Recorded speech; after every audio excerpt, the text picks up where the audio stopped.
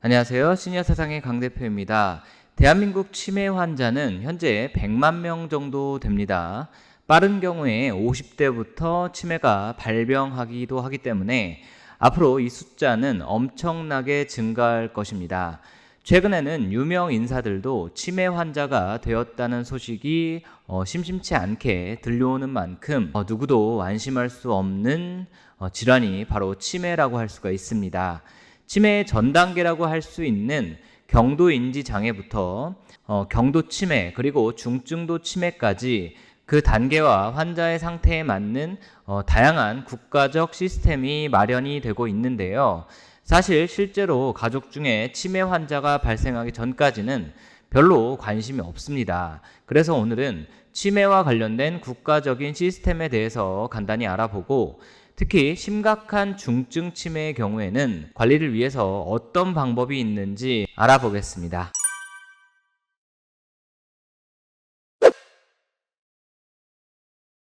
일단 경도인지 장애라는 용어가 있습니다.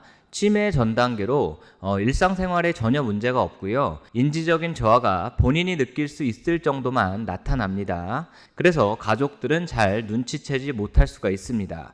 주로 치매 안심센터를 통해서 진단이 되고요. 특별히 누군가의 보살핌은 요구되지는 않지만 스스로 치매의 진행을 늦출 수 있는 노력이 필요합니다. 거주지 근처의 치매 안심센터에서는 인지 강화 교실 등의 이름으로 치매 고위험군 또는 경도인지 장애 분들을 위해서 프로그램을 진행하고 있습니다. 직접 찾아가셔서 상담을 받고 참여하시는 것이 좋겠죠. 그리고 최근에는 스마트폰을 통해서도 다양한 인지훈련 프로그램이 존재합니다. 이런 것들도 활용을 하시면 도움이 되겠습니다. 다음으로 경도 치매가 시작이 되면은 이때부터는 노인 장기요양 등급을 신청하시면 됩니다. 만 65세 이상부터 신청이 가능하지만 노인성 질환에 속하는 치매를 진단받았다면 65세 미만이라고 하더라도 장기요양 등급을 신청하실 수가 있습니다. 5등급 혹은 인지지원 등급을 받으실 수가 있는데요. 제가 서비스 중에서 주간보호센터에 다니면서 인지활동 프로그램에 참여가 가능하고 장기요양 5등급의 경우는 방문요양 서비스도 하루 3시간 정도 가능합니다. 또는 장기요양 서비스가 조금 부담스럽다면 치매안심센터에서 제공하는 쉼터 이용이 가능합니다. 치매안심센터의 쉼터라는 것은 치매 환자의 인지적 자극을 목적으로 하는 다양한 프로그램 활동을 말합니다. 사실 작년까지만 하더라도 장기요양 등급 판정 치매 환자 중에서 인지지원 등급만이 치매 사례관리위원회 심의를 거치지 않고 치매안심센터의 치매 환자 쉼터를 이용 가능했지만 올해부터는 장기요양 5등급도 이것이 가능하도록 개정이 되었습니다.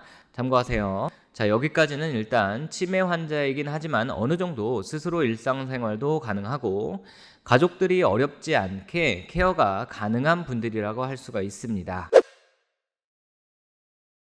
다음은 치매가 어느 정도 진행이 돼서 스스로 일상생활이 거의 힘든 어르신들을 말합니다. 이때부터는 치매 안심센터의 프로그램 활동만으로는 가족들이 환자를 보살피기가 어렵습니다. 물론 중증의 치매 어르신이긴 하지만 폭력적인 성향이나 심한 이상 행동이 없는 상태의 어르신이라고 보시면 되겠습니다. 즉 집에서 생활은 가능하지만 케어 혹은 돌봄 서비스가 꼭 필요한 상태라는 것이죠. 결국 이런 경우는 주간보호센터 혹은 데이케어 센터에 입소하셔서 케어를 받는 것이 일반적인데요. 물론 하루 3시간 정도의 방문 요양 서비스로 케어를 받고 나머지 시간은 보호자가 케어하는 경우도 있습니다. 이는 가정마다 사정이 다르니까 선택의 문제라고 보시면 되겠습니다. 다만 중증 치매 어르신이 되면서 가정의 다양한 사정에 따라서 자녀들이 어르신을 요양원에 입소시키는 경우가 종종 있습니다. 5등급이나 4등급의 제가 등급의 어르신이라고 하더라도 시설 등급으로 변경해서 요양원 입소가 가능합니다.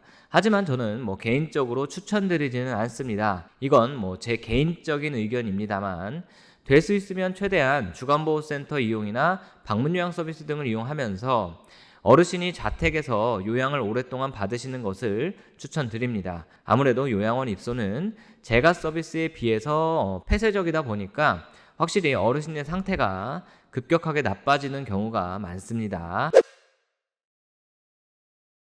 자, 문제는 보호자나 가족분들이 치매 어르신을 집에서 돌보고 함께 생활하고 싶은 의지는 있지만 어르신의 치매 상태가 생각보다 너무 심각한 경우입니다.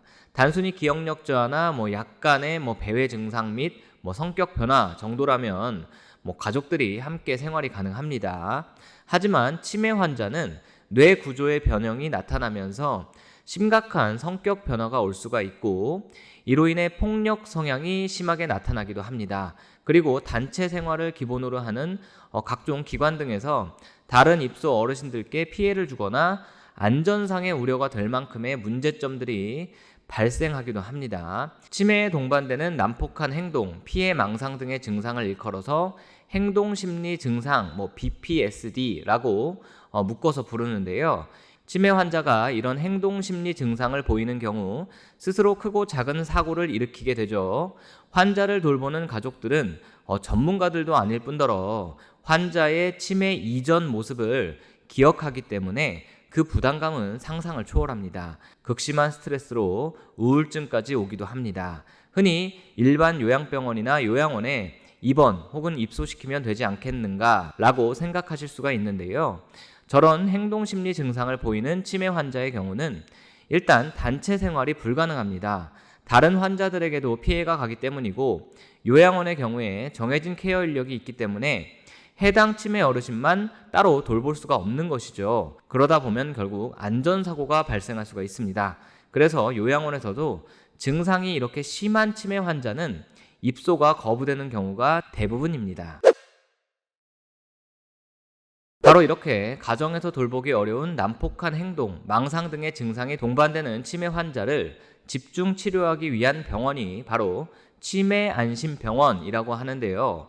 치매안심병원은 치매 환자 전담 병동과 전문 인력을 갖추어서 치매, 요양 등 치매 관련 의료 서비스를 전문적 그리고 체계적으로 제공할 수 있는 지정 병원을 말합니다. 배치 인력도 치매를 위한 전문 인력으로 구성이 되는데요. 신경과 및 신경외과 등의 전문의와 간호 등급제 1등급 수준의 간호사 배치, 작업치료사 및 임상심리사 등도 의무 배치가 됩니다. 시설도 치매 환자 치료를 위해 전용 환경을 조성하고 약물 및 비약물 치료, 다양한 전문 치료 프로그램을 시행하게 됩니다. 이런 치매 안심병원에 입원하는 방법은 보호자가 직접 병원에 연락해서 의뢰하는 방법이 있고요. 치매 안심센터를 이용 중에 행동심리 증상 등이 발생되면은 센터의 담당자가 연계를 해줄 수도 있습니다. 또한 치매약을 타 드시는 지역 내의 의료기관에서 치료 중인 분들 중에서 담당 의사를 통해서 연계가 될 수도 있습니다. 마지막으로 제가 재작년에 치매 안심병원 지정 현황에 대해서 안내를 해드린 적이 있는데요. 당시 영상을 업로드할 때만 하더라도 전국적으로 9개의 병원이 지정이 되어 있었습니다. 하지만 바로 며칠 전에 보건복지부 보도자료가 나왔는데요. 현재 전국 총 18개의 치매 안심병원이 설치가 되었다고 합니다. 2년 만에 2배로 늘어난 것입니다. 그리고 서울과 경기 지역에도 드디어 치매 안심병원이 지정이 되었다고 하는데요. 서울특별시 서북병원과 부천시립노인전문병원이 해당이 된다고 하니까 이제 전국적으로 치매 안심병원이 자리를 잡았다고 보시면 되겠습니다. 지금 보시는 병원들이 바로 24년 3월 7일 기준 전국 치매 안심병원 지정 현황입니다. 혹시 주변에 중증 치매 환자를 모시는 가족들 중에서 도저히 감당할 수 없는 환자의 상태로 인해서 고통받고 계신데 이런 정보를 전혀 모르고 계신 분들이 있다면 정보를 꼭 공유해 주시면 좋겠습니다. 해당 자료를 제가 고정 댓글 링크로 다운로드 받으실 수 있도록 해두었습니다. 참고하세요. 오늘 소식은 여기까지입니다. 시청해 주셔서 감사합니다.